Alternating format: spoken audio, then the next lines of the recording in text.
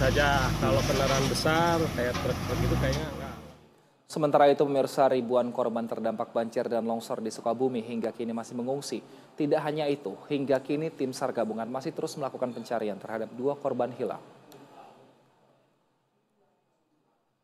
Kepala BNPB, penjabat Gubernur Jawa Barat, dan jajaran penjabat terkait lainnya menggelar rapat koordinasi penanganan darurat bencana yang terjadi di Kabupaten Sukabumi dan juga Cianjur. Dalam rapat ini, Kepala BNPB menyarankan dibuat 2 posko tanggap darurat, yakni posko utama di pendopo kabupaten serta posko taktis di Pelabuhan Ratu.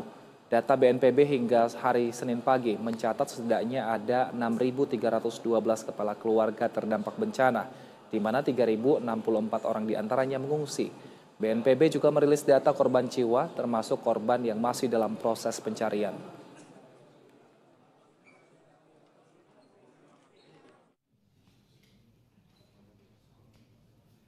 Per hari ini jumlah yang meninggal akibat banjir, tanah longsor, dan tanah bergerak itu 12. 10 sudah ditemukan, 2 masih dalam proses pencarian. 2 ini akan kita cari sampai 3 hari ke depan. Kita akan melaksanakan operasi modifikasi cuaca, sehingga hujan yang ekstrim yang diperkirakan BMKG di Kabupaten Sukabumi dan Cianjur ini paling tidak kita bisa kurangi atau kita bisa alihkan ke tempat yang tidak. Kita perbarui informasi terkait dengan kondisi terkini pasca bencana banjir di Sukabumi. Sudah ada kontributor BTV Riza Fauzi. Selamat sore Riza, seperti apa upaya pencarian 2 korban yang masih hilang? Apakah sudah membuahkan hasil? Baik Wilson dan pemirsa, bencana yang melanda di berbagai wilayah Kabupaten Sukabumi, Jawa Barat ini mengakibatkan adanya korban jiwa sebanyak 12 orang, di mana 10 orang sudah diketemukan atau dinyatakan meninggal dunia dan 2 orang saat ini masih dalam proses pencarian.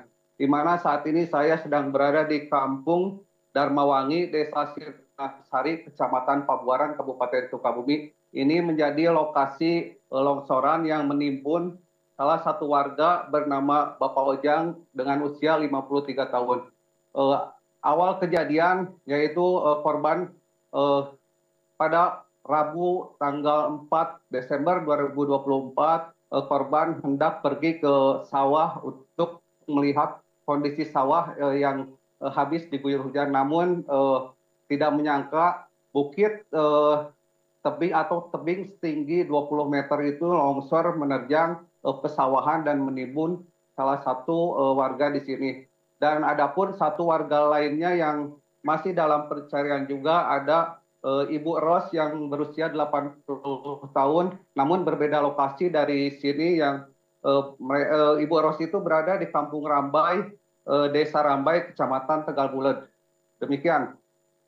Baik, lalu bagaimana dengan kondisi pengungsi, Riza? Apakah bantuan yang diberikan ini telah mencukupi untuk warga di sana? Baik, Wilson, saat ini tercatat hingga Senin 9 Desember 2024, tercatat ada 939 kepala keluarga mengungsi dengan terdiri dari 3.064 jiwa. Kondisi saat ini para pengungsi sudah mulai mengeluhkan gatal-gatal, sakit. Terlebih satu pengungsian yang ada di Kecamatan Pabuaran ini, tepatnya di Desa Mekarsari, tadi pagi digenangi banjir. Posko-posko pengungsian yang ada di Desa Mekarsari itu kebanjiran, dan para pengungsi akhirnya mereka keluar dari pengungsian, dan saat ini pemerintah setempat berupaya menangani kejadian yang tadi pagi terjadi. Dan saya sampaikan, dari semalam Sukabumi kembali diguyur hujan dan mengakibatkan longsoran susulan terjadi di beberapa titik, dan dapat informasi banyak jalan yang saat ini tertutupi lagi aksesnya. Wilson. Baik, barang-barang apa yang paling dibutuhkan dan juga masih dibutuhkan oleh para pengungsi hingga saat ini, Riza, dan apakah ada pengungsi yang sudah mulai mengeluhkan sakit?